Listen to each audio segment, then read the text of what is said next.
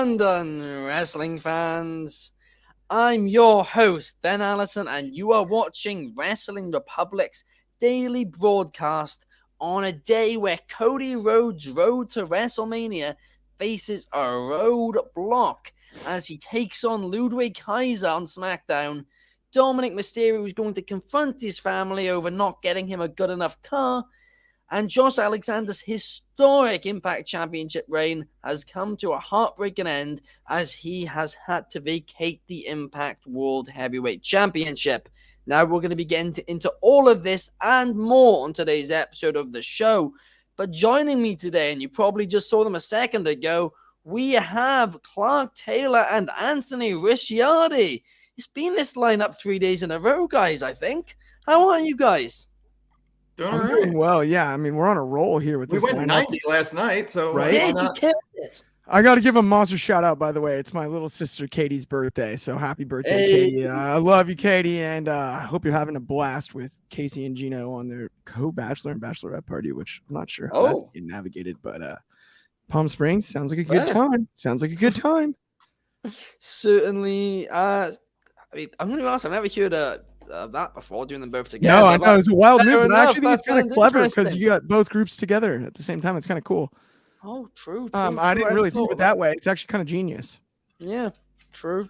Fair enough. But yeah, tonight when we talk in SmackDown, which of course takes place tonight. But firstly, I wanted to talk about the heartbreaking news which we received today. I mean, maybe heartbreaking is a slight exaggeration, but it was obviously very sad because Josh Alexander has had such a fantastic reign as Impact World Champion. He's really brought prestige back to that championship. He's been killing it on Impact the last couple of years, and he's held the title for 335 days. However, today he suffered a torn tricep, and he's had to relinquish the title. It's a really sad end to the longest Impact World Championship run in history. I mean, a lot of people said that this would have made sense for an interim belt at this point because of how long the reign's been. But it is what it is at the end of the day. He's chosen to relinquish it, or Impact Management have told him to relinquish it. And a new champion is going to have to be found. But I mean, Anthony, I know you're a big Josh Alexander guy. I mean, what went through your head when you heard all of this morning? It was a shame because Josh really stepped up with Impact. I mean, that it's a brand that's been hit hard over the years. I mean, I don't think there's any roster that has had more turnovers in its 20-year history than them. And he really kind of rebuilt the X division on his back and then transitioned to the world title position, and pretty much has been the heart and soul of that promotion. I mean, I know AEW, I think, did want him at one time, and he stayed loyal to Impact and stayed there. Yeah. I mean, a lot of people thought, okay, when Ethan Page jumped to AEW, what's going to happen to Josh? He was a tag team guy, but he really stepped up and turned out to be the elite single star for them. So it is a shame that, you know, the reign's going to end not on his terms. So I do think it probably was going to end at possibly Rebellion, because I think he was going to take on Macklin. Yeah. I think Rebellion was probably when he was going to lose it to Macklin. It seemed to be the guy that they were building up for the eventual dethroning of him. So, but it's a shame. And they also lost their it looks like they're losing their women's champion too, because Mickey's injured too, but they haven't officially announced, you know, that she's relinquishing the title, but they could be down their two world champs. Yeah, it's absolutely awful news for Impact. And yeah, like you stated, Mickey James has been pulled from the show tonight. But they haven't said anything about who relinquishing the title yet. So let's hope it's just a small injury and that won't have to happen. But yeah, like you mentioned about who's going to be the next world champion, well, Steve Macklin will take on Kushida now at Impact Rebellion in the main event to crown the new champion. The obvious choice is Macklin, but I mean, I'm going to be completely honest with you. Obviously, he was going to be passing of the torch to Macklin, but now it's one of the weaker main events, to be honest, on paper. I mean, I really don't know how many pay-per-views the match will sell to those not watching Impact. Mm-hmm. But yeah, Steve Macklin has a lot of potential. He's been impressing a lot of people on Impact. I do know that. I don't watch it every week myself, but I do know he's been impressing a lot of people. But yeah, it's sad the way it's ended. And Clark, do you have any preference on who should be the next champion between Kushida and Macklin? I think the answer is for sure Macklin, but I also find it fascinating that a torn tricep tore down the longest Impact Championship run we've seen to date, and it also caused the shortest AEW Championship run with CM Punk. It's fascinating, the torn tricep, and you even go back and look at Edge's injury in the Greatest Wrestling match was also a torn tricep, and it's an injury that seems to occur often inside the ropes, and it's hard to avoid. Tricep muscle is one that you can just put yourself in some awkward spots, and it's, I don't want to say easy to tear, but it's a shame that that a reign that is so great ended that way. But I do find it fascinating. In the last 3 years, we've lost big name talent to a torn tricep, and it's happened repeatedly, right? Starting with Edge, and then CM Punk, and then now Josh Alexander. Yeah, it's really It's just a brutal sad. injury. And we got Soul in the comments. Firstly, he's not. Shut the wrong one there. Soul's not happy that he's not on the show. Maybe Today, if he showed up for work. I thought he was working. Wasn't you invited? That's a good point. Didn't you say you have to work? You meant to be in work, Soul. But anyway, I'm sure the patients don't mind. Yeah, it's Soul. Go Soul check on the will be patient. here for the quiz on Sunday. Of course, and talking about Impact, there'll be a classic TNA quiz. So I mean, I feel like The it's gonna middle be one finger. where everyone's gonna get a lot of questions wrong, but that'll be Sunday anyway. We're leaving that for It's a Sunday. kids show, Soul. It's It's a family show. So, as also setting in who will become the new Impact World and Knockouts champion. Like I said, Mickie James is yet to vacate the title. I think they would have done it in the same press release if they thought they were actually going to do it. So I truly think they do feel like Mickey's Have they confirmed what her injury is? No. They did say that she's she's going to address it tonight on the pay-per-view. I'm wondering if, and interestingly enough, I'm wondering if it's just bad timing and bad luck, in the sense that this was going to be an injury angle all along, and it's broken ribs from the spear. Yeah, that's what I'm thinking. And it was broken ribs from the spear, and she's going to tape the ribs for the match. Yeah, because I think Mickie could wrestle really well around that, and I think it's just horrible timing given the true to life injury that we've seen. That's what I think happened out of Alexander. I'm a little bit nervous that that's the case. That's kind of what this feels like. I think it hurts the storyline because it would have been a great one had we not seen them simultaneously, right? Yeah. No, that makes a lot of sense. I do think that is one strong possibility. Impact champion, I presume, Anthony, you think that it's going to be Macklin as well? Yeah, it's Macklin. Yeah. Well, I think that's where they were building towards anyway. Yeah.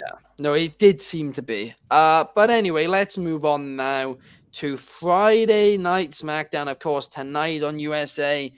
There's only 2 SmackDowns now until WrestleMania this week. Next week's going to be the last one. So, yeah, there's a lot to build up. By the way, on Fox, right? Not USA. I'm sorry. I did not want to cut you off on that. No, correct. But just I do want it to be right. I'm like, wait a minute. Have it. Yeah, no, you're good. You're good. You're good. It's on Fox. Fox tonight. But yeah. Second final SmackDown before WrestleMania, and Roman Reigns once again doesn't seem to be on the show.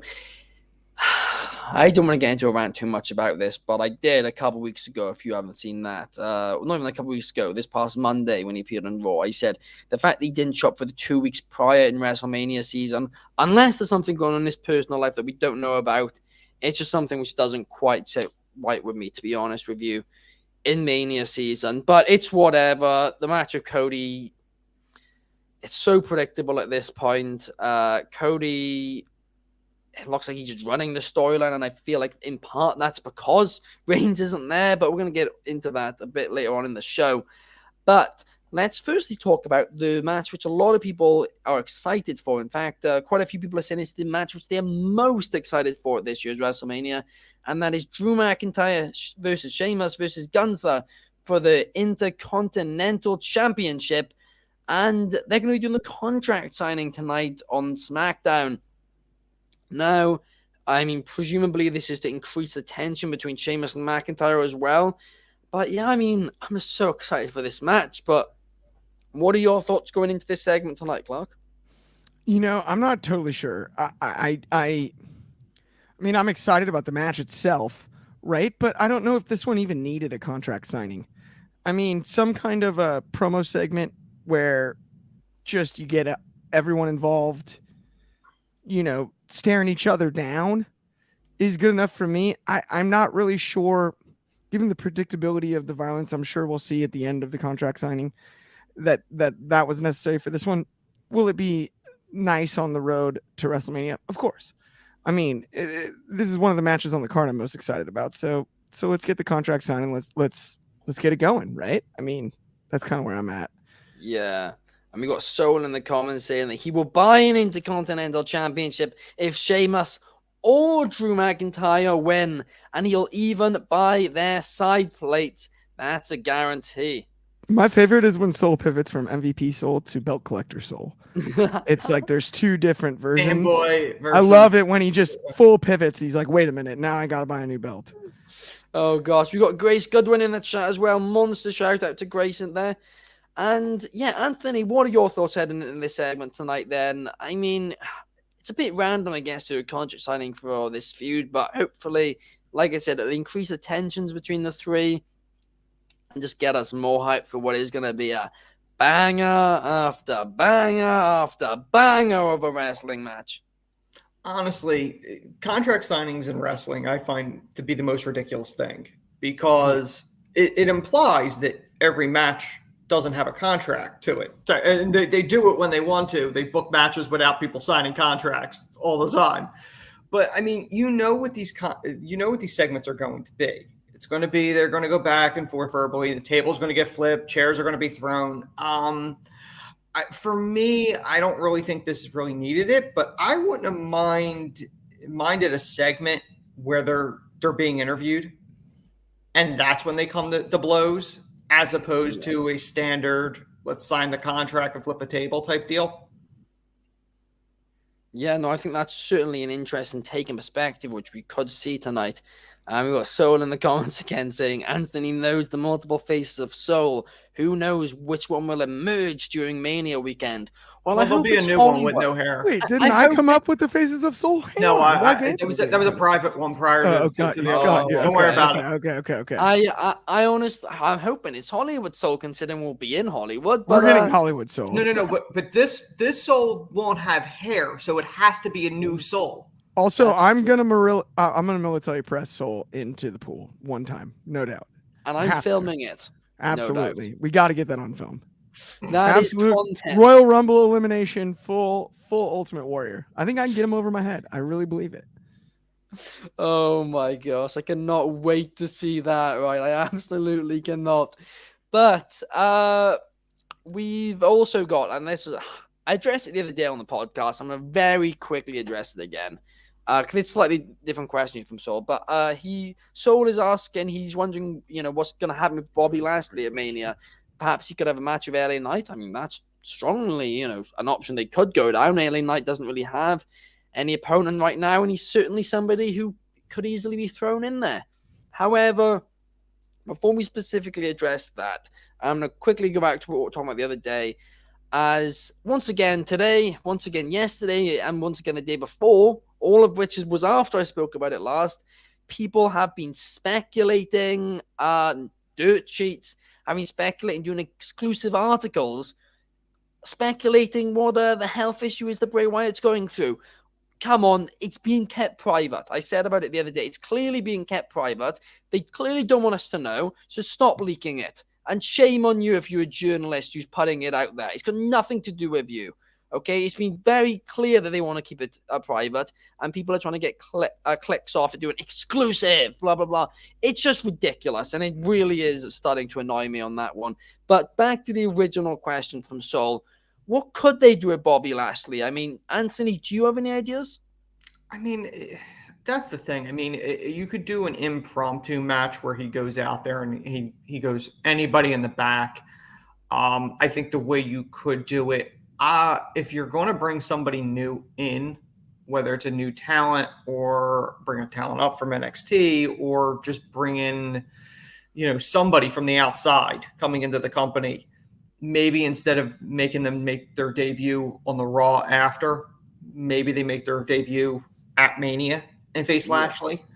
I think that's the safest way to do it, and it'd probably be a more. I mean, we crapped on the whole Lashley Bray feud prior to Bray going out, so I mean the bar's kind of low in the sense of anticipation for that match. So if you're able to bring somebody in, it might be a bigger interest and it might be a bigger opportunity for Lashley on a big stage, because Lashley's a phenomenal talent.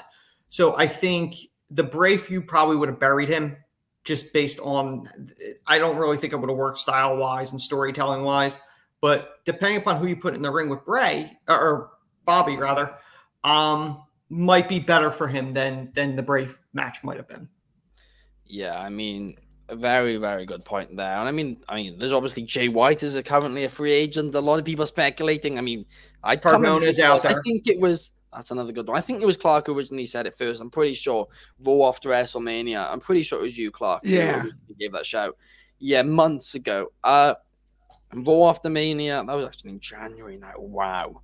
That was a long time ago. I said that on the Jay White episode when they booked the Hikuleo match. Yeah, that was the thumbnail. That was the 8th, thumbnail. But we got Nick Aldis is out there too. Oh, that's good. Oh, Grace with the comment of the year. That is hilarious. Grace going inside soul. There are golden. two wolves. One loves belts and the other loves himself. Wow. Oh, Grace with shots fired. Shots fired. Grace versus Soul in LA. Book it now. But no, I mean, here's the thing. I don't think enough people would know Nick Aldis to debut him at WrestleMania. I'm sorry to say that. I just don't. I honestly think there's only two choices right now for Bobby. And one is, if you want to go with continuity on the storyline, the logical move is you slide in Uncle Howdy if he's fit to wrestle. And that's the match, is Uncle Howdy versus Bobby Lashley. Is that what I want? No. And honestly, I think it's 2 weeks too late now. But if we're 2 weeks ago, the move is you put him in the match we just talked about and make it a fatal four-way, and you have the most physical match in fatal four-way history in history of wrestling. You have the most physical match ever. You add Bobby Lashley to that mix with those three behemoths and just turn him loose. I don't give him more time. Give him more time. Give him the time you would have given to Bray and Bobby, and let the four of them just beat the piss out of each other for a half hour. I think we'd love it. I would love it personally. Style. He works a different style though. He does, but his explosiveness and athleticism, I'm telling you right now, with the physicality involved, add him to that mix of those three, especially because we're in the U.S. You add an American. Now you've got the Scot, the Irishman. You've got is he Romanian? Correct, right? No, Austrian. Austrian. I'm sorry. Austrian in Gunther, and then you add the American and Bobby Lashley, and the size, the stare down, the four of them working. I understand the stylistic differences, but I think that can be worked around in a fatal four-way in a way it can't in a singles match. And so it's the perfect scenario for that. That's if it's 2 weeks ago, and that's why I said it hypothetically. I'm not saying that's what I would do now. It's too late. Yeah. But if it's 2 weeks ago, that's what I would do, because I think, number one, they were a week late on announcing the triple threat in the first place. And if it were a fatal four-way and they announced it 2 weeks ago, then I'm fine with it. That's amazing, because we're still going to get the same substance we get from the triple threat, but then you just add Bobby Lashley to the mix. You add Clark. What if they an extra gear? What if they swerve to us with this? Lashley calls somebody out. What if it's Goldberg? What if they give him that retirement match? That'd be amazing. He's out there. I actually wouldn't. They got history. That would be fascinating. That would be fascinating. In fact, I think that's a very, very, very, very, very astute call there. Yeah, that is. I'm with you on that one. That's a great idea. The other option you could do is, a lot of people are predicting that Braun Breaker will lose WrestleMania weekend. Perhaps you debut him by him coming out and beating Bobby Lashley at WrestleMania. You'd have to do it night two, because if he's going to lose, it'd be night one. He'd be losing. He'd be doing double 15 miles away night one. That's the problem, right? Like, that's a lot of work.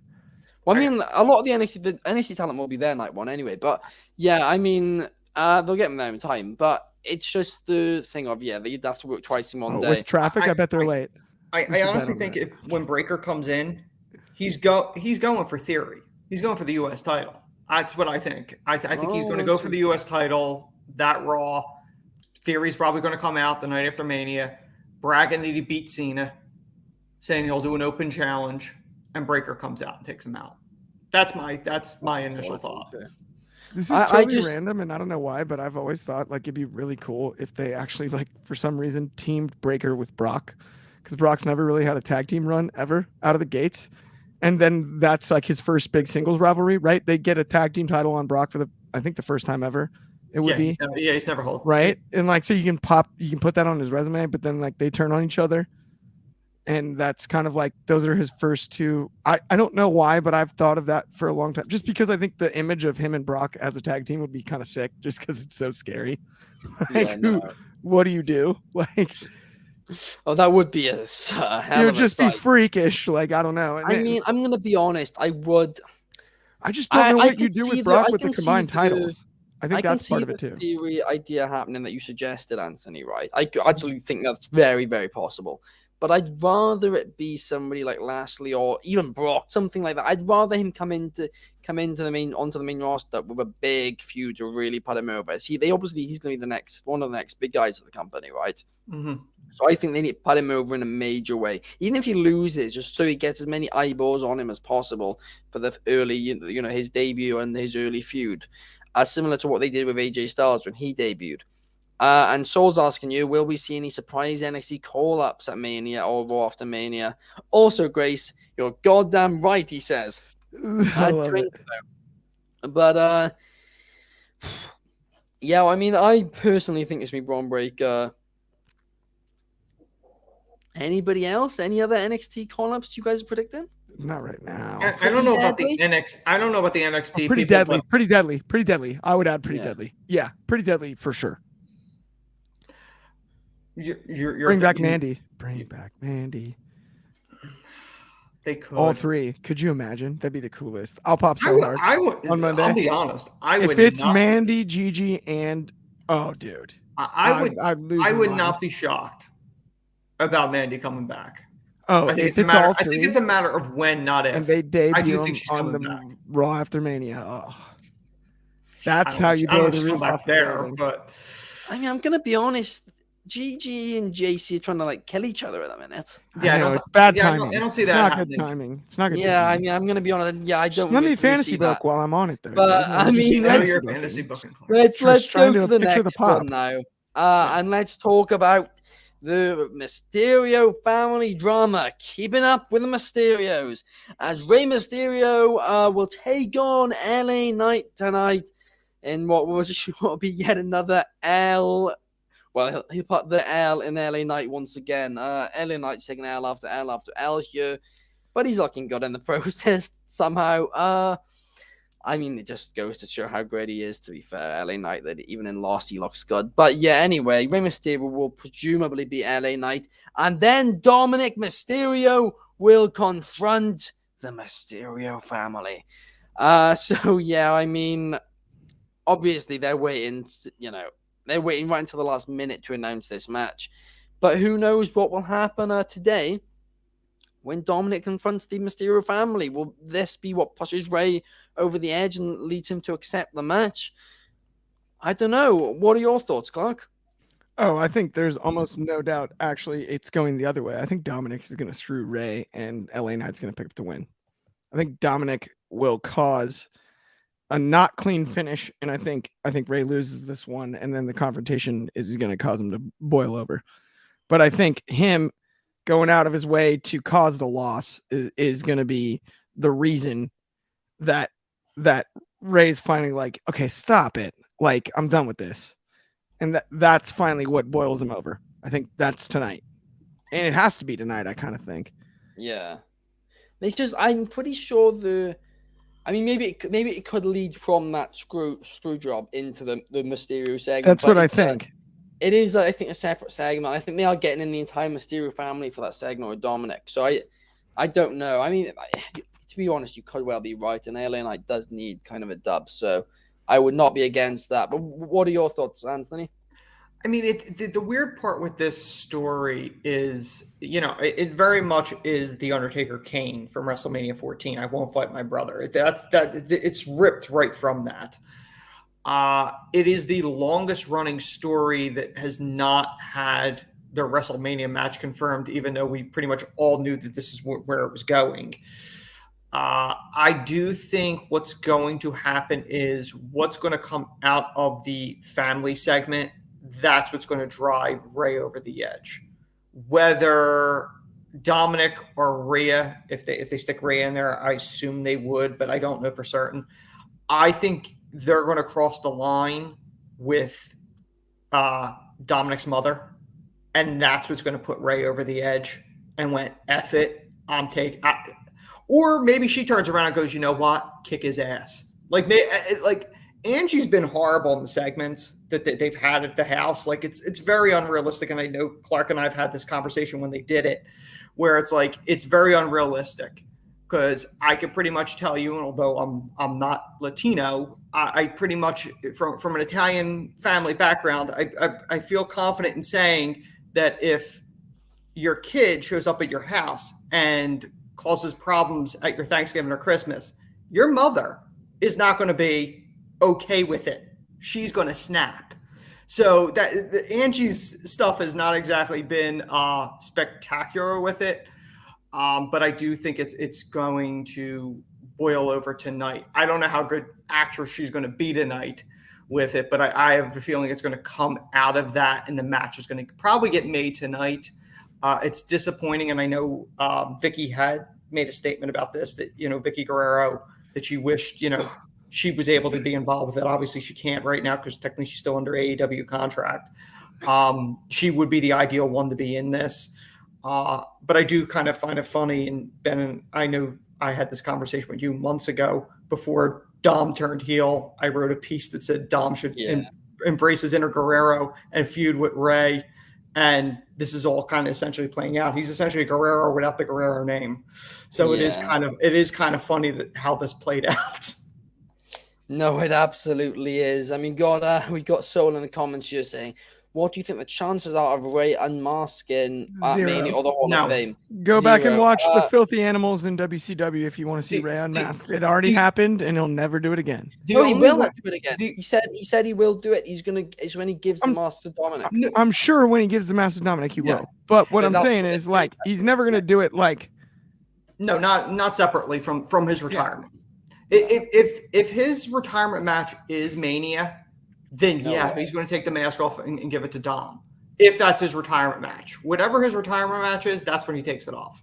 I think it'll be against Dom, but I said this I said this last week, I think it was. I think they're going to do this match this year, and I think Dominic's going to lose, and I think they're going to run it back sometime later next year when Dominic's out of the Judgment Day, probably still a heel or whatever, but kind of finding his own way, and he's going to end up beating Ray. And then they're going to embrace or whatever, and Ray's going to give them the mask. I think that's what they're going to do. And I think that, I think, Clark, maybe you suggested a little earlier than I originally thought. I predicted it was going to be next year WrestleMania, but you predicted perhaps it could happen a bit before then. I think it's SummerSlam or in Mexico City. Yeah. I think it should happen in Mexico City anyway, that would be though. Great. But, I mean, there's a lot of, possibilities, and I don't think he's going to be unmasked yet. I will say that. But now moving on to the next subject, we have got the KO Kevin Owens show, which Sami Zayn will be a guest on tonight. WWE are promoting as this Friday night, the KO show gets insane. After his emotional reunion with Sami Zayn this past Monday night, Kevin Owens will host a WrestleMania-sized KO show with his best friend as his guest.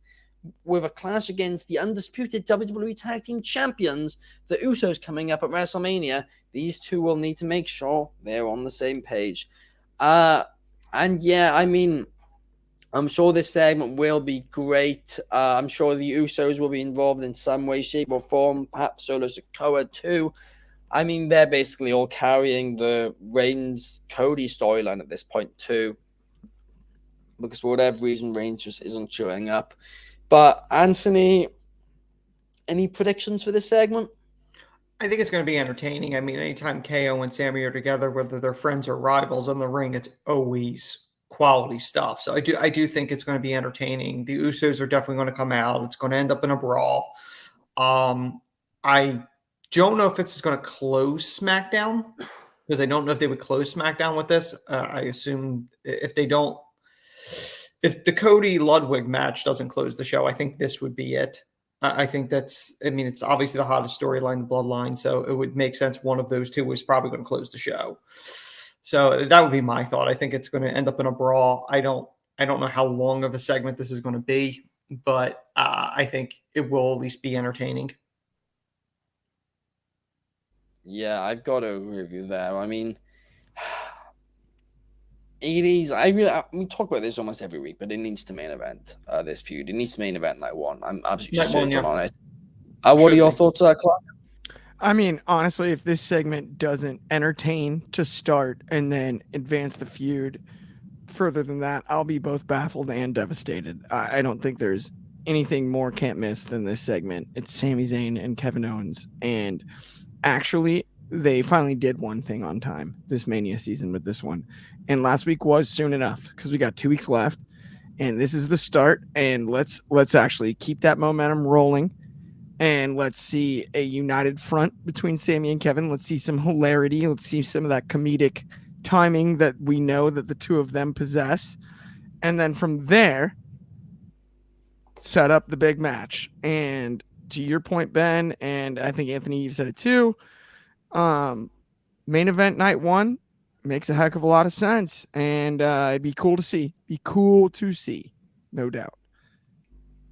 Absolutely. And I mean, this is probably because the Cody Reigns storyline, it's been solid, but I'm going to get into it a bit more in a second, but it's not been quite WrestleMania standard, I'd say, apart from the fact that, the history of Cody and Roman Reigns, his title reign, the actual feud between the two is next to non-existent.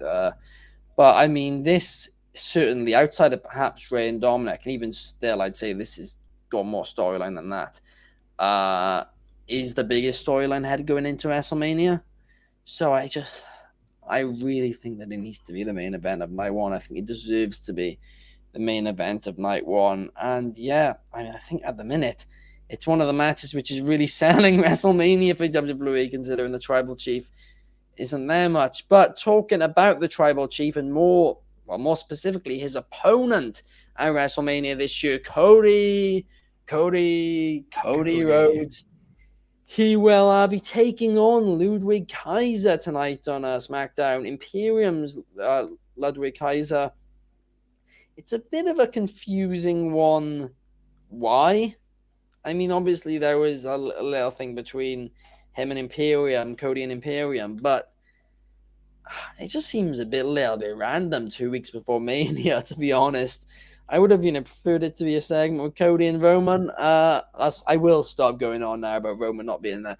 But yeah, Anthony, I'm going to head to you first because I know that you have already stated that you're a bit worried about the risk that this segment this match kind of brings with it, with, the WrestleMania main event, one of the competitors from the WrestleMania main event being in action just 2 weeks before the show. Yeah, I don't think this is a smart move. I mean, Cody literally just came off of a torn pec. He went through the Rumble. It's your big match. It's the only match that we know for certain is main eventing, and it's main eventing night two, the biggest night. So you're not risking Roman because Roman's barely there. So you're not risking Roman getting injured. Why would you risk Cody getting injured? It'll probably be a decent match, but it's a throwaway match. No one believes Ludwig is going to beat Cody Rhodes. And Cody only knows how to go at 110%. Like, he's not going to mail it in. So it's going to be aggressive. That's how he wrestles. So it's a risky move to do this 2 weeks out from Mania, because it's not like you could slide someone in against Roman and it equal that. You can't slide in Sammy. You've already slotted Sammy with KO to take on the Usos, so you can't even slide in the other guy that people would have accepted to be in that position. So if you have to put somebody else in there because Cody gets injured, I don't know who it would be, but they're probably not. They're probably not going to go over Roman. Goldberg. The Rock. No, that's not happening. He said he's not. I mean, listen. I think if Goldberg shows up at Mania, he's taking on Lashley. You know, I would not be surprised if LA Knight ends up with Austin at some point. I'll be perfectly honest. That's kind of where I think that's going. If they did. Saying that she believes in Ludwig Kaiser. Come on, big upset tonight. I do to protect Cody, by the way. I'm in agreement on that. I actually think Ludwig is a good enough bell-to-bell performer that he understands the task at hand here. And I would say, honestly, like, it's not that I disagree with you, Anthony. I think you're right. It is a risky move. But for a guy coming off a torn pec, I think he just wants reps. As simple as that is. He wants to feel his lungs burn after he hits the ropes and see where his cardio's at, see where he's at physically and how he can bump around with a guy that's as talented as Ludwig. I think it's going to be a pretty safe, basic match, but obviously given their ability in the ring, it'll be exciting enough, even though we, as hardcore fans know the result of this one. But I think at the end of the day, it comes down to he just wants to see what it feels like again to run those ropes, take a few bumps in front of a crowd heading in. We're light on house shows heading into Mania. There's not a lot of room for him to get any practice reps, kind of. And so I think that it's as simple as the reason for this one is as simple as TV is about the only place he can get, in a ring and feel stuff just to make sure, because as much as he is back and he's cleared and he won the Rumble, he hasn't wrestled a ton since the Rumble and since the return. And so just to, feel the ropes again, feel the mat again, take a few back bumps, maybe a funky side one, and then, crack a sweat and all that. I think that's the nature of the beast on this one. I think that's the point of it, as not to oversimplify it, but I think that's the reason for it in the first place, is just make sure Cody, it isn't feeling like ring rust when he steps in night 2 at Mania. Yeah. And there's not many opportunities along the way outside of here. So that is a good point, but this is a bit of an unrelated question. However, it is a question from an Anthony to an Anthony. In fact, it's very random question. We got a question from Anthony Manzano, who's asking, Anthony, do you think wrestling fans overblow accusing John Cena of burying talent? Is it that he is doing that to the talent, or is it that they couldn't handle the success or follow through after him? Hashtag mob. Okay. All right. So I'm going to handle this 2 different ways. If this is referring to the Austin Theory segment, I do think he buried him to such a degree that I don't think Theory can get out of that, even if he beats him. And I said that on the previous daily. If you're talking about Cena as a whole during his run, the problem with that is whether you're Hogan, whether you're Austin, whether you're Rock, whether you're Cena, you're at the top of the mountain. The bullseye's on you. And unfortunately, a lot of talent will blame, whether it's the promotion, where they'll blame the guy on top. Oh, they're burying me, or they don't see, they're wrong about me. And I think Cena ends up taking a lot of that crap because he was the chosen one. But he outsold everybody, from tickets to merchandise to pay-per-views and everything. There's a reason why he was at the top of the card for as long as he was, because he sold merch. And at the end of the day, it's a business. People, it's the same thing with Roman. Roman gets shit, but Roman sells merch. Same thing with Cody.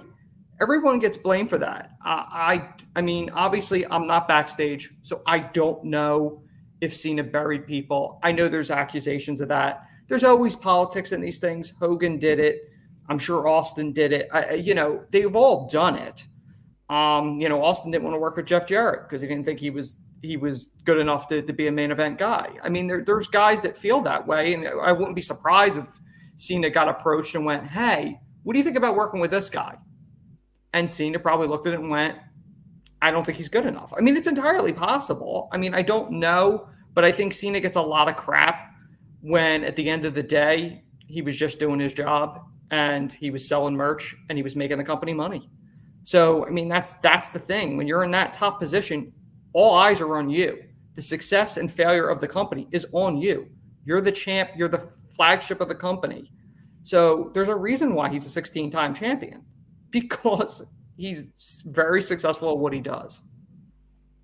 What about you, Clark? Do you have anything to add to that? I think it's totally unfair to put that on Cena, and I think the fact that he tooled Theory was telling. I've never believed in Austin Theory, honestly, from the start. I can't figure it out. Like, I don't know what everyone sees, and even the comparisons to Cena. I can't wait for them to stand across from each other, because I want you guys to see the size difference and see they're about the same height.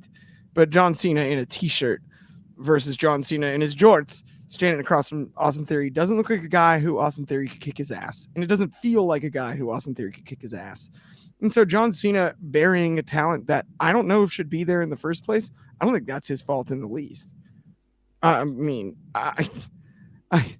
the guy got sent down during the pandemic with no fans, right? And we're quick to forget about that. He was a disciple in freaking in Seth Rollins' group with the AOP, who got cut too.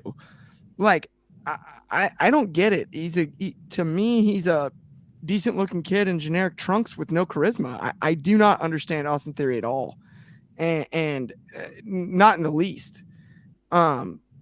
Especially compared to some other talents that are out there that are better bell to bell, better on the microphone, funnier, smarter. I mean, it's one of those things. And so the comparison I've never understood in the first place, and I don't blame Cena in the least for anything that happens. I hope they book Cena to go over, bury him, figure it out from there. Wow. I mean, to be fair, he's still young. Oh, he's young for sure, and he's in great shape, and he's got some talent, but I don't get the hype at all. I've never understood the hype at all. I mean, he wears Billy Gunn's trunks without the kissies and the Mr. Ass stuff, but it's like, yeah, it's just one of those things where I just don't get him. I mean, I still see, like, I mean, he was a secondary character in a pretty good stable in NXT under Johnny Gargano. He was a secondary character there. When Gargano can't even, I mean, I would rather have Gargano be pushed to the moon. This moment, I have more faith in him on the microphone and bell to bell and all of that. Look wise, yeah, Austin Theory does have a look, and he's young and he's athletic, no doubt. But I mean, I haven't heard a promo once that moved me an inch from Austin Theory. Not once in my life. Well, wait a minute, Clark. You did say you liked the promo after he got the Money in the Bank failed cash. Oh, no, I understood that was the only thing for bouncing back, but I didn't think it was like, I mean, that wasn't world beating or world moving, and it didn't make up, sure enough, for the segment the night before. I did not say that. No, I'm not saying that. I don't think that. I would still take him over Daniel Garcia any day of the week. I think he has a brighter future than Garcia does. I agree. Ooh, I would disagree. I would take Daniel Garcia every day of my life over him for sure, 100%. Because Daniel Garcia also, I would take Daniel Garcia in public. Daniel Garcia actually sounds like a guy who could kick some ass. Well, we'll have to wait and see who becomes the biggest star out of the two. But that pretty much brings today's episode to a close. Thank you, everybody who's been in the comments today. Really lively comment section today. Thank you, guys. We love your support and all of that. Please leave a like as well. It really helps us out. We'll be back to you tomorrow at the exact same time. I think it's just going to be me, Anthony, and Chaos tomorrow. Clark's finally getting a day off, much needed day off. And yeah, we'll be back for Mania. Tomorrow. And then Clark will be back on Sunday for the quiz. We're going to be doing an Impact Wrestling quiz on Sunday, fun day. Same time for that episode too. Actually, if you're in America, it'll be an hour earlier because clock's changing in the UK. But yeah, thank you everybody for watching. And we'll see you guys tomorrow. Thank you.